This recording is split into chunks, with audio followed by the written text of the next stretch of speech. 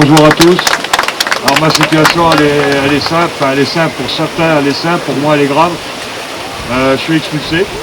J'ai fait venir, comment ça s'appelle, quelqu'un de la mairie pour l'hygiène. Le constat était médiocre, 32 infractions dans mon appartement, donc je ne peux plus rester dans cet appartement-là. Par contre, pour la rénovation des travaux, on n'arrête pas de me faire, et les matchs n'arrêtent pas de me faire du chantage. C'est-à-dire je paye mes loyers, et on fera les travaux.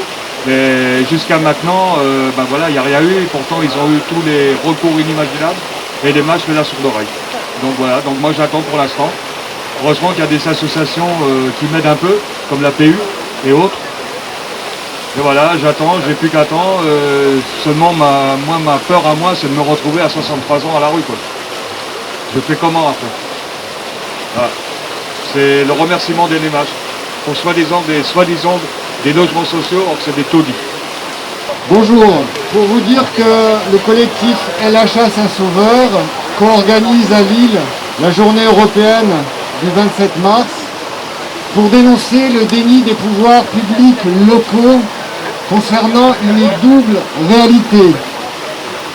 D'un côté, plus, non pas de 3000, mais bien de 4000 personnes à la rue dans l'agglomération lilloise. D'un autre côté, des logements vacants, des bâtiments désaffectés, des biens immobiliers volontairement dégradés par leurs propriétaires pour se soustraire à une réquisition par la puissance publique.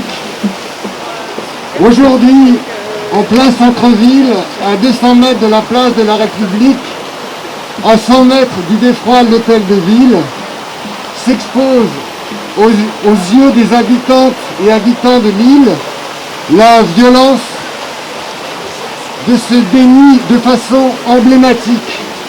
L'emblème, ce sont les deux immeubles SNCF situés sur la friche Saint-Sauveur, visibles depuis la place J.D. Lebas, désaffectés et condamnés à la démolition, qui avaient été déjà anciennement blindés par des panneaux métalliques qui ont été entièrement murés suite à 2 tentatives d'occupation en janvier et en février dernier.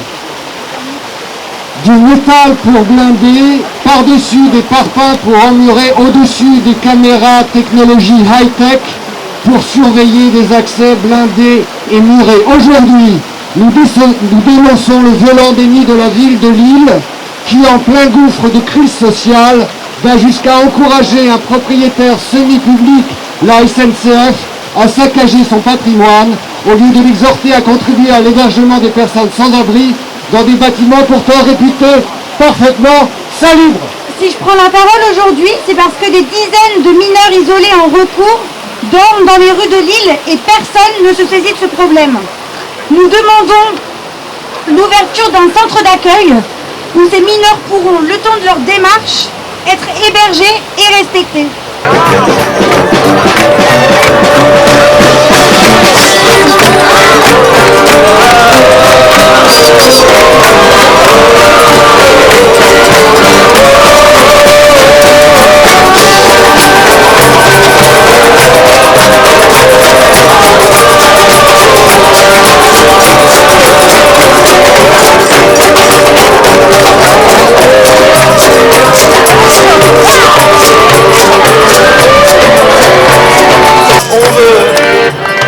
Continuer à danser encore, voir nos pensées enlacer nos corps, passer nos vies sur une ligne d'accord. Non, non, non, non, non, non, on veut continuer à danser encore, voir nos pensées enlacer nos corps.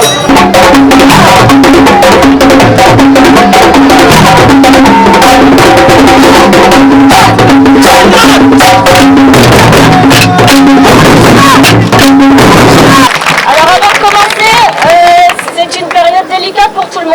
On est dans une phase un peu d'interlude.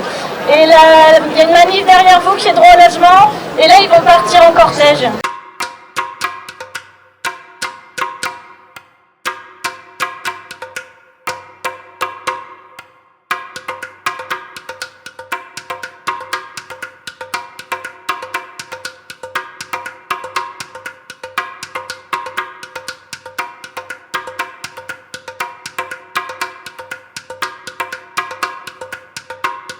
Du coup, tout à l'heure, j'ai pris une intervention au rassemblement pour demander des logements pour toutes et tous, des logements dignes pour toutes et toutes.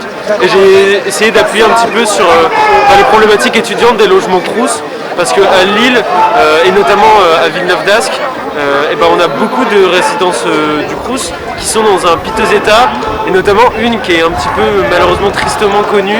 Il y a eu quelques reportages déjà dessus, qui s'appelle la résidence Gallois, avec des loyers qui sont très peu élevés et qui de fait sont plutôt réservés pour des étudiants étrangers qui ont moins de moyens et qui ne touchent pas les bourses du Crous de manière générale.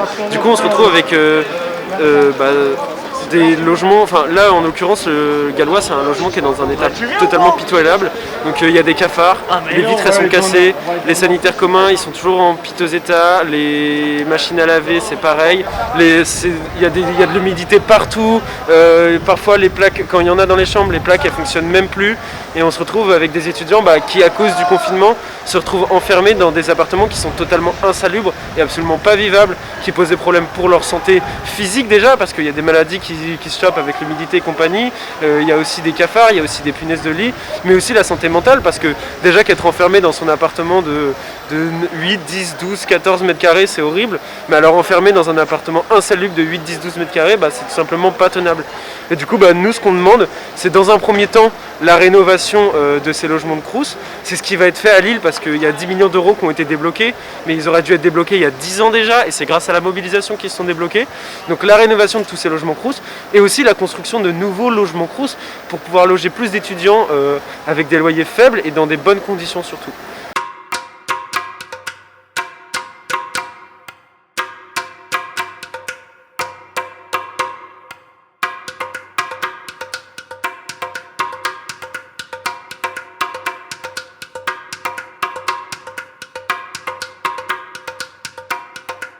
Depuis 20 ans, les prix du logement sont en augmentation constante. La spéculation immobilière représente un fléau de plus en plus inacceptable. Lorsqu'en 2021, la stratégie d'investissement consiste plus que jamais à laisser les logements vacants pour miser sur la rareté du produit, il est urgent de réguler l'accessibilité de ce droit premier.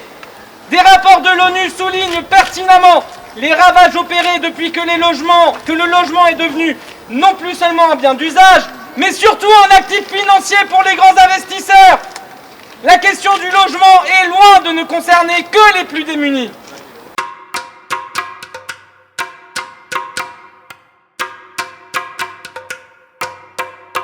Au départ, on a été sensibilisés par la marche internationale du 27 mars. Et on a été 3 ou 4 à se dire il ne se passe rien à Lille, il faut organiser quelque chose. Moi je suis plutôt côté politique, mais côté politique aussi il y a des choses à faire pour le droit au logement. Et donc voilà, on s'est dit à plusieurs qu'il fallait qu'on organise quelque chose d'un peu fort. Et voilà, c'est pour ça que je suis là, pour réclamer un droit au logement qui soit vraiment appliqué, pour réclamer qu'il y ait des droits au logement qui soient étendus aux étudiants qui sont dans la précarité, aux intermittents maintenant qui sont dans la précarité aussi, toute une population, les sans-abri. Le logement c'est la base, c'est un droit, quoi. On doit avoir un toit au-dessus de sa tête et c'est pour ça que je suis mobilisée. Je fais partie du collectif 27 mars qui a été créé pour l'occasion de la journée européenne de droit de défense pour le droit au logement. C'est dans le mouvement Rent Pollution qu'on s'inscrit. Ce mouvement aujourd'hui il a contribué à la mobilisation partout en Europe. Il y a 30 villes mobilisées en France, plus de 75 au niveau européen. Et en fait il a pour vocation de faire du logement un enjeu de société majeur pour défendre les plus précaires, pour défendre l'accès au droit en fait, parce que c'est souvent des droits qui existent déjà mais qui ne sont pas respectés. Et aujourd'hui ce qu'on défendait dans la rue, c'est un logement digne pour toutes et tous, c'est la réquisition des logements vacants, notamment pour les personnes sans abri. Je rappelle, il y en a 3000 sur la métropole lilloise, plus de places en hébergement d'urgence. Parce qu'aujourd'hui, la préfecture, la mairie, tout ce petit monde se renvoie la responsabilité. Et c'est juste inhumain en fait, parce qu'on a l'impression qu'il n'y a pas de solution, alors qu'il y en a des solutions. Quand on est dans une politique de réduction du sans-abrisme et pas de gestion comme on est en train de le faire, c'est possible. Ça a donné des résultats super, notamment avec le logement d'abord. Donc c'est pour ça qu'on se bat. Pour un logement étudiant digne aussi, dans les CTU, parce qu'actuellement à Boucher, à Camus, à Gallois, à Vent, il y avait des cafards, il y a des souris, des coupures d'eau et c'est juste pas possible de laisser cette jeunesse précarisée. Donc on se mobilise pour ça, pour tout ce qui est en lien avec le logement, parce que le logement c'est la base de la dignité humaine Et même si c'est quelque chose de quotidien, qui paraît assez banal, c'est important de le visibiliser. Donc c'est pour ça qu'on est ici.